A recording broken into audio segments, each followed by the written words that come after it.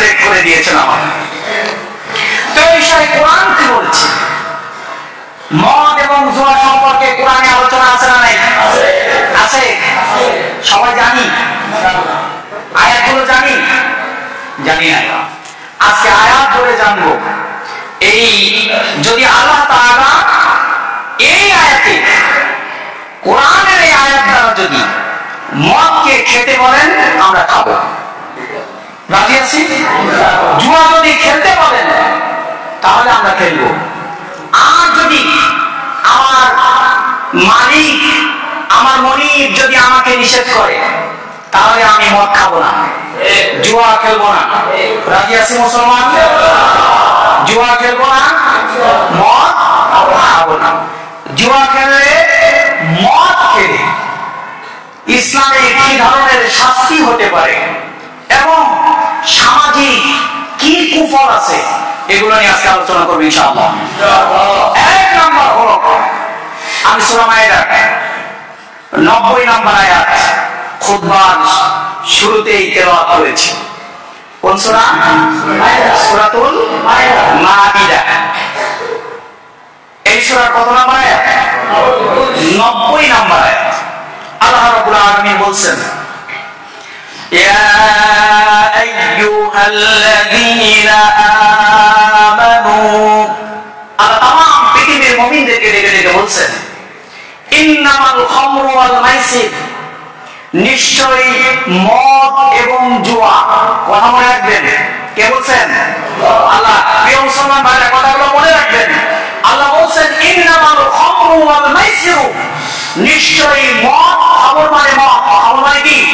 মদ। ওয়াল মাইসির, জুয়া, নিশ্চয়ই মদ, জুয়া। ওয়াল আনসাব, মূর্তি পূজা। কি পূজা? আছে না? জমিনে মূর্তি পূজা আছে না নাই? কারা? মুশরিকরা আছে না নাই? মুসলমানরা নাই? আছে। আমার বাংলার জমিনে মোড়ে মোড়ে কোরআনের ক্যালিওগ্রাফি না দিয়ে বিভিন্ন নেতা খেতার মূর্তি টানানো বিগত দিনে হয়েছিল কি হয় নাই? 400 কোটি টাকা ব্যয় করেছিল। কত কোটি? কার টাকা?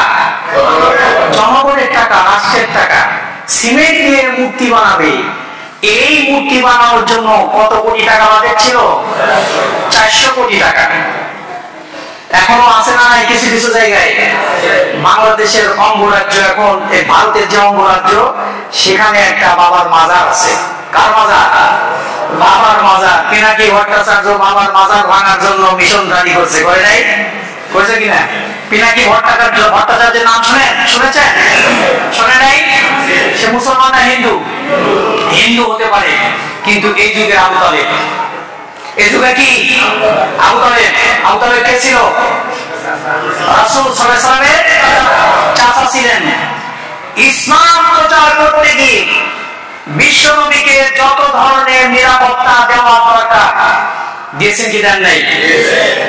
কোনটা করেছেন?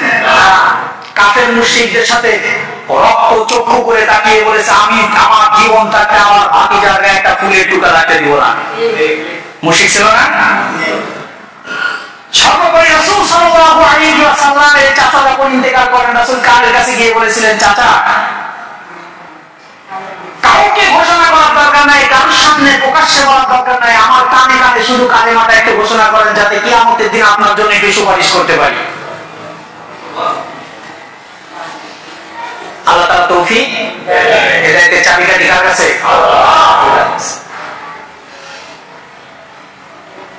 দাওয়াত নিয়ে গিয়েছেন, বিশ্বনবী দাওয়াত দিচ্ছেন।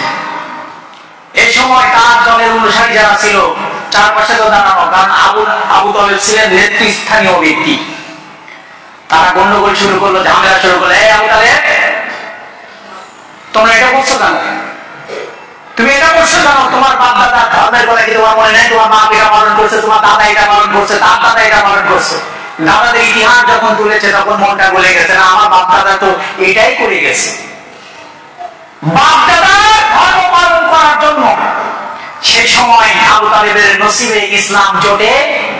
বাংলার জমিনে এখনো বাপদাদাদের চরিত্র, বাপদাদাদের কৃতিত্ব, আদর্শ বাংলার জমিনে বাস্তবায়ন করার জন্য অসংখ্য লোক আছে না নাই? বলে আমি আমার বাপের আদর্শ বুকে আমি অমুকের কর্মী, এটা নিয়ে আমি গর্বিত, বলে না? আমি অমুকের আদর্শের সৈনিক। তুমি মুসলমান, তুমি কোন মানুষের আদর্শের সৈনিক হতে পারো না। তোমার আদর্শ যদি হতে হয়, বিশ্বনবীর আদর্শ হতে হবে, বাংলার জমিন নয়, তাম পৃথিবীর কোন বাদে তোমার আদর্শ হতে পারে না, ঠিক না? কিন্তু অনেক কর্মী বুকে গর্ব নিয়ে বলে আমি আদর্শের সৈনিক অমুকে, বলে না? যেও তুমি আদর্শের সৈনিক, কবরে তোমার জিজ্ঞাসা করা হবে মান নাবিয়ুকা মান হাদা রাজুল, এই ব্যক্তিকে, তখন বলবা হাদা শেখ মুজিবুর রহমান, হাদা শেখ হাসিনা, হাদা খালেদা, হাদা জিয়াউর রহমান, এরশাদ, বলবা না? বললো একবারে মুগুর রেডি। আর যারা রাসূলের আদর্শ যারা বাস্তবায়ন করেছে তারা বলবে হাদা রাজুল মুহাম্মদুর রাসূলুল্লাহ। আমরা সেই আদর্শের মুসলমান, কথা ঠিক না? কোন কারোর আদর্শ আমরা মানি না, একমাত্র যদি আদর্শ মানতে হয় বিশ্বনবীর আদর্শ ছাড়া আর কারোর আদর্শ মানব না ইনশাআল্লাহ। ভাই সব মূর্তি পূজা, মদ, জুয়া, মূর্তি পূজা, ওয়াল আজলাম, লটারি, ভাগ্য নির্ধারক, ভাগ্য পরীক্ষা, মনে না? আপনার ভাগ্য পরীক্ষা করার জন্য 10 টাকায় যথেষ্ট। 10 টাকার একটা লটারি ক্যান্সার হাসপাতালে রোগীর জন্য অনেক সহজ হবে। 10-এর লাঠি, 1-এর বোঝা, অমুক তমুক 700 বলে একটা টিকিট কাটে, লাস্টে যায় যেদিনকে রিপোর্ট বেড়ে যায় কেউই পায় নাই, কেউই। ইতিহাস দেখাইতে পারবেন এই সমস্ত ক্যান্সার হাসপাতালের কোন লটারি, কোন পুরস্কার কেউ পাইছে? কোন দিয়ে ড্র হয়ে যায় রাতে রাতে কেউই জানে না। আমার আপনার টাকা সব গেছে, আপনিও গেলেন ভাগ্য পরিবর্তন করার জন্য বিশ্বাস করে। 4 শ্রেণীর জিনিস, কয় শ্রেণীর জিনিস? সূরা মাইদা 90 নম্বর আয়াত আল্লাহ বলছেন ইন্নামাল খামরু ওয়াল মাইসিরু ওয়াল আনসাব ওয়াল আজলাম রিজসুম মিন আমালিশ শাইতান, এটা হলো অভিশপ্ত শয়তানের কাজ। এখন মদ খাবেন না, নেশা করবেন না, নেশা কার কাজ? তাহলে যে শয়তানের অনুসারী সেও বলবে হাদা রাজুল মুহাম্মদুর রাসূলুল্লাহ, নাকি? জুয়া খেলবে না, লুডো খেলবে না, মোবাইলে লুডো খেলে হাজার হাজার টাকা ব্যয় করে, আছে না? মোবাইলে ক্যাসিনো খেলে, জুয়া খেলে, মোবাইলে যুব সমাজ, অসংখ্য যুব সমাজ ক্যাসিনো খেলে, মোবাইলে খেলে না? এই জুয়া খেলা শয়তানের কাজ, মানুষের কাজ নয়। আল্লাহ বলছেন ফাজিতানিবুহু, তোমরা এর থেকে ফিরে যাও, এগুলো করো না। কার নির্দেশনা? মানবেন তো? প্রথমে বলেছিলাম আল্লাহ যেটা নিষেধ করেছেন সেটা করবো। যদি বলে জুয়া খেলো, খেলবো। মদ খেতে বললে খাবো, কিন্তু যদি নিষেধ করে তাহলে ধরবো না, শুবো না। ফাজিতানিবুহু লাআল্লাকুম তুফলিহুন, আল্লাহ বলছেন যাতে করে তোমরা সফলতা অর্জন করতে পারো। আল্লাহ রাব্বুল আলামিন বলেন এইগুলা করলে কি হবে? ইন্নামা ইউরিদুশ শাইতানু আন ইউকিআ বাইনাকুমুল আদাওয়াতা ওয়াল বাগদা,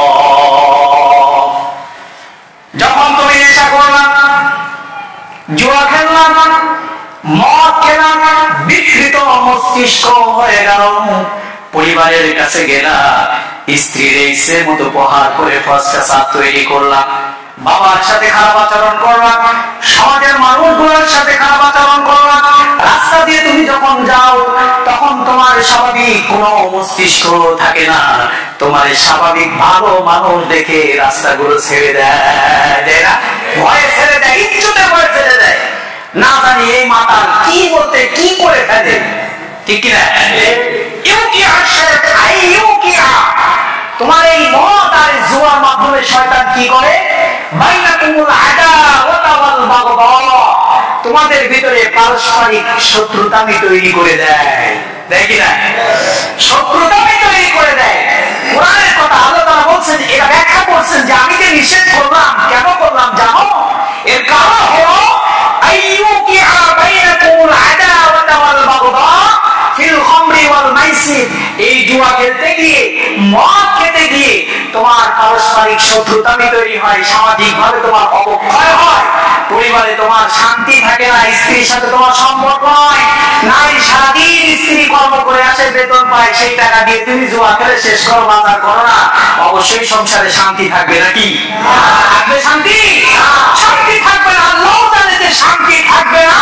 এছাড়াও আরো করে ওয়ায়াসুদ্দুকুম আন যিকরিল্লাহ, তুমি যখন মদ খাও, জুয়া খেলায় ব্যস্ত থাকো, তখন তোমার নামাজের কথা মনে থাকে না, থাকে না। আন যিকরিল্লাহ, তোমার মদ খাওয়ার পরে তোমার স্বাভাবিক জ্ঞান থাকে না, ওয়াসসালাত, নামাজ পড়ার কথা তোমার মনে থাকে না। এই জন্য আমি আল্লাহ বললাম যে মদ জুয়া এগুলো সামাজিক অবক্ষয় হয়, তোমরা এটা ছেড়ে দাও। এটা কি করে দাও? ছেড়ে দাও। তা আমাদের সমাজের ভিতরে মদ খোর আছে না নেই? জুয়া খোর আছে না?